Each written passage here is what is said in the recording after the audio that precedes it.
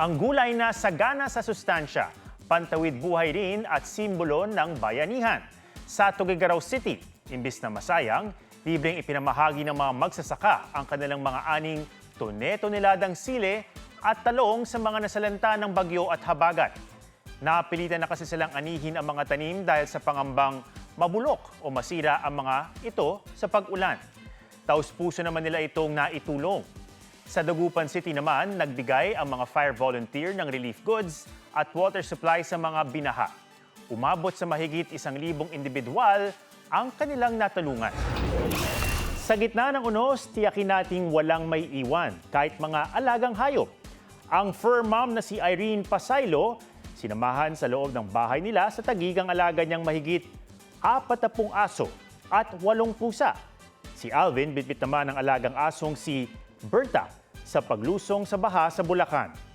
Diretso naman sa evacuation center sa Pasig ang aspin ng fur mom na si Rowena.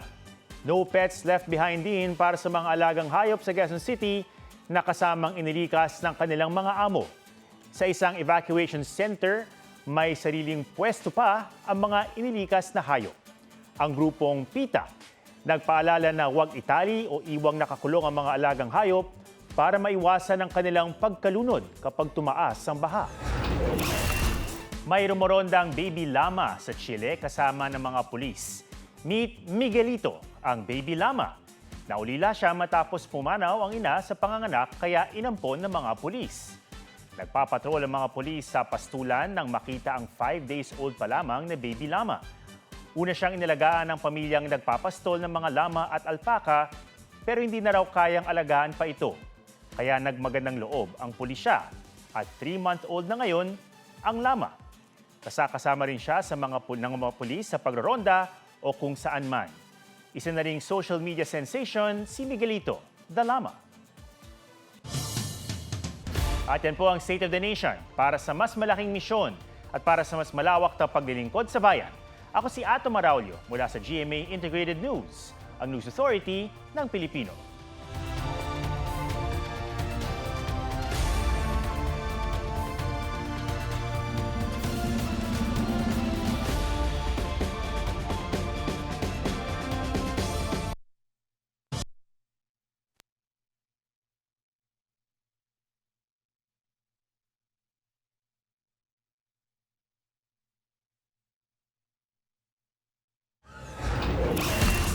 Ang mga pawikan na nakunan underwater ng isang free diver, kinainggitan daw ng ilang netizen. Pusuan na yan sa report ni Oscar Oida. Sino ba namang di mahuhulog sa ganda ng dagat? Gandang tanaw mula ibabaw hanggang ilalim. Sa Panglao, Bohol, hindi ka lang mafo-fall.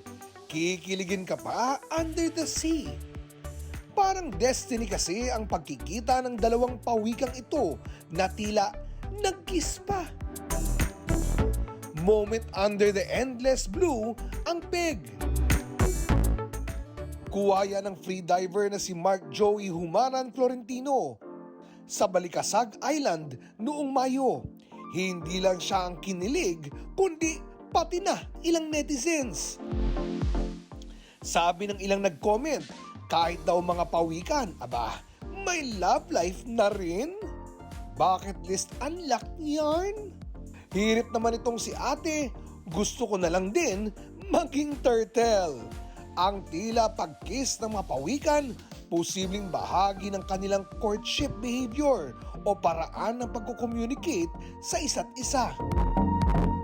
Oscar Oida, nagbabalita para sa GMA Integrated News. Puppy game o salo-salo para sa mga alagang aso, pinusuan ng netizens. Katasyan ng bonus ng kanilang fur dad.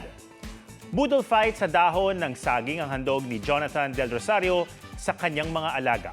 Kwento ng uploader na anak ni Jonathan, di pa man dumarating ang mid-year bonus ng kanyang ama, nangako na itong magpapakain ng paboritong lechon manok sa kanyang fur babies. At nang matanggap ang pera, bumili pa siya ng cake, pandagdag treats. Natuwa ang netizen sa ginawa ni Jonathan na noong unay, nagdalawang isip pa raw mag-alaga ng aso. Pero kalaunan, napamahal na siya sa mga ito at itinuturing niya ito ngayong part of the family. Success ang rescue effort sa ilang namataang stranded na marine animals. Sa Curimao, Ilocos Norte, isang pantropikal, spotted dolphin ang sinagip. Ayon sa mga nakakitang residente, may gasgas sa katawan ng dolphin na paikot-ikot sa rock formations. Tinulungan nitong makalangoy pero bumabalik daw ito sa batuhan kaya nagpasaklolo na sa BIFAR. Palalakasin muna ang dolphin bago ibalik sa dagat. Higit pa sa pagiging alaga ang naging turing ng isang batang babae sa isang kalabaw sa Libon na Bukidnon. Ang kanilang farm-tastic friendship. Suwan sa report ni Ian Cruz. Ibahin nyo ang batang ito sa mga nakalaro nyo. Not your typical girl. Ang kakaiba niyang kaubigan. Hindi ako, hindi ikaw, kundi ang kalabaw na si Kaw-Kaw. Hindi lang binubusog sa damo, sagana pa sa hugs and kisses ni Jewel si Kaw-Kaw. Pero paano nga bang naging close ang dalawa? Kwento ng tatay ni Jewel, 2020 nang ipabantay sa kanilang pamilya si Kaw-Kaw. At para sa safety, di raw nila ito pinapalapit sa anak. Pero ang pangamba, napawi ng maging maamo si Kaw-Kaw kay Jewel. Doon na nagsimulang sumakses ang kanilang friendship. At kahit simpleng paglalaro, kulitan at pag-aalaga, nagbunga ng walang katumbas na pagkakaibigan. Ian Cruz nagbabalita para sa GMA Integrated News. Parang nasa nature documentary ang magkakaibigang nag-boating trip sa Zamboanga del Sur. Nakita kasi nila ang kumpol ng mga dolphin at balyena na tila nagsasanib puwersa para protektahan ang isa't isa laban sa mga pating. Puso na yan sa report ni Ian Cruz.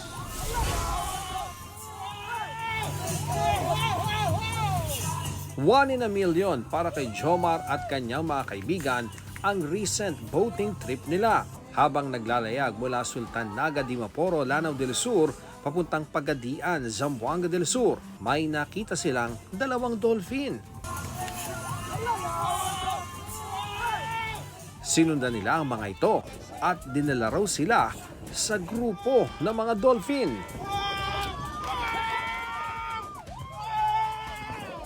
Na nagdala naman sa kanila sa isang sperm whale na nagpakitang gila sa tricks.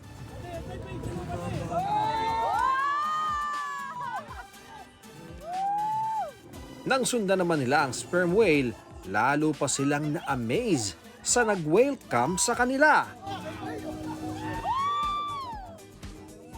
Whale, whale, whale! Sandamakmak na sperm whale! Ang mga tagpong yan sa Ilana Bay sa Tukuran, Zamboanga del Sur, too good to be true raw, sabi ni Jomar. Pero na-curious sila kung bakit nakapaligid ang mga dolphin sa mga balyena. So Jomar jumped into the sea at nagulat daw siya nang sa kanyang ilalim may tila pating. Kaya dali-dali siyang umakyat sa bangka. So Jomar, who jumped into the sea, jumped to conclusion. Baka pinoprotektahan nila ang isa't isa sa mga pating. Nakitaan nga raw nila ng mga kagat at dugo ang ilan. Ang kanilang wild adventure sa dagat, definitely memorable. Ian Cruz nagbabalita para sa GMA Integrated News. Pati babae, habulin na rin ng chicks. Literal na mga manok na yan ang tumabi sa isang babae. Nangyari yan noong bumisita si Lay Teodosio sa Tanay Rizal. Habang nakichill sa isang cafe, pinuntahan siya ng mga manok.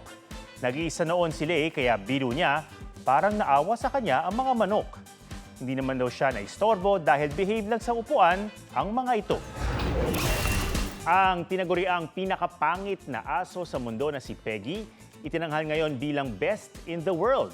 Sa Fido Awards na Mala Academy Awards ng mga aso, iginawad sa dating pa-extra-extra na si Peggy ang outstanding acting performance para sa pagganap bilang Dogpool sa pelikulang Deadpool and Wolverine. Sa Brazil naman, rumampa in their colorful costumes sa mga fur baby at kanilang mga human sa street party. Bahagi yan ng carnival o selebrasyon bago ang Kwaresma. Historic ang naging pagsilang ng pinakabagong Philippine eaglet ng isang bird breeding sanctuary. Meet Riley, ang chick number 31 ng Philippine Eagle Foundation sa Davao City na napisa noong January 16.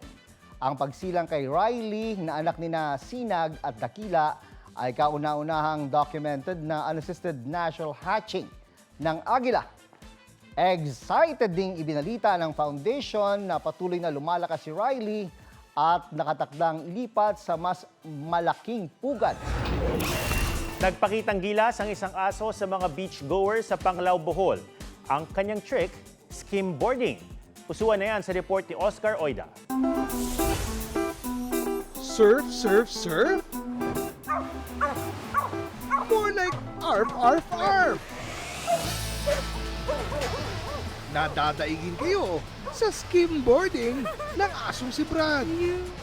Kahit usual throw and fetch lang ang ginagawa nilang mag-amo sa beach ng Panglao, Bohol.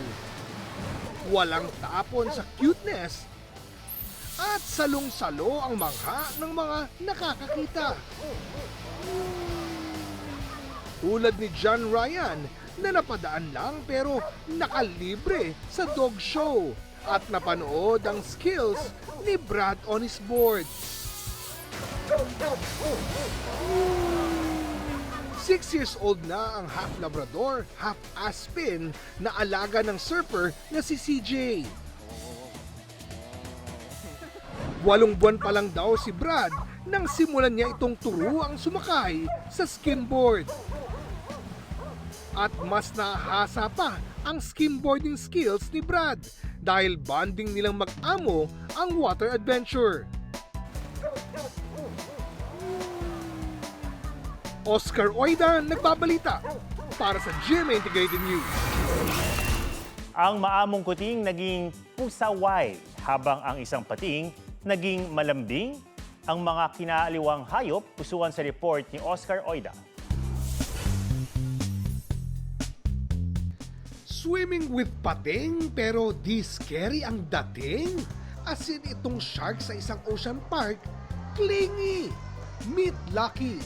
Yakap pa ang tagapag-alagang diver at nakikipaglaro palagi. Siya po ay friendly, hindi naman siya mangangagat. Binababy namin sila. Isa itong uri ng nurse shark na likas raw talagang malambing. Kaya kinagigiliwan ng mga bisita. Maamo po itong itsura ng mga shark na to, but still in the wild it's not advisable na hawakan siya since they are not tame or then hindi po sila familiar sa mga tao. Nagmumuni-muning naman ang naispatan sa Cavite. Tila nakisit-in siya sa klase at feeling one with the students habang ang kanyang classmates tutok sa lesson ni teacher.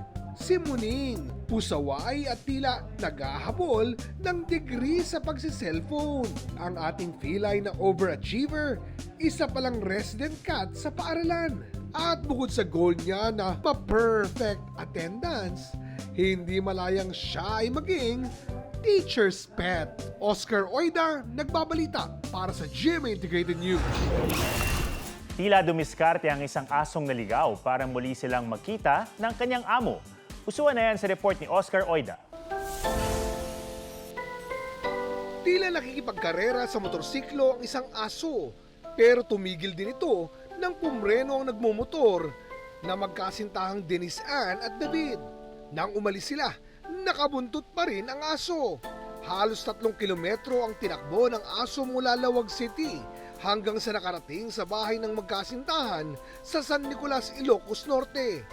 Naroon pa rin ang aso't animoy nakabantay dahil tila naligaw.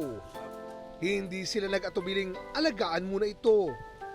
Nanawagan daw sila sa social media para matrace nila ang fur parent nito. Matapos ang 2 araw, natuntun nila ang amo ng asong ang pangalan pala ay Douglas. 1 linggo na pala siyang hinahanap ng kanyang fur parent.